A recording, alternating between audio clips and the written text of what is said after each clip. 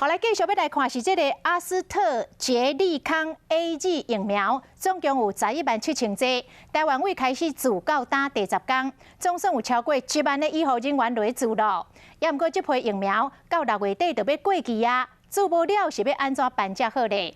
指挥官陈时中早起伫立法院接受到质询来回应讲，今仔日开始会来扩大互非第一线医护人员开始入住。另外，陈时中嘛来透露，这个指挥中心伫下晡的记者会嘛有来讲到国产疫苗上新的进度，讲目前已经咧做临床的试验咯，到底要签约咯，有希望伫7月来就市，互民众开始来做。 第一批到台湾的 AZ 疫苗，医护注射意愿也是无悬，6月有效期限就要到啊，若是做袂了，要安怎？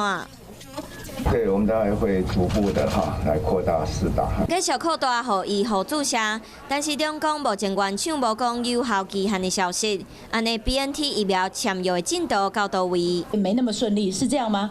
台湾的疫情控制得好。 所以我们也不希望说有过度投资的一个情形。是，但无 BNT 疫苗，但是中共后半年的防疫重点是国产疫苗。7月中旬的时候，我们就可以上市让国人来打了，这是可期待的。国产疫苗的数量敢有够？但是中真有信心。群体免疫的效果是否足够？就达到基本的门槛，有达标60%，可以这么说吧？可以这样讲。该希望放伫目前进入临床试验阶段的国产疫苗，希望会当像阿中部长讲的，伫7月顺利上市，豆豆增加注射的人，互民众更加安心。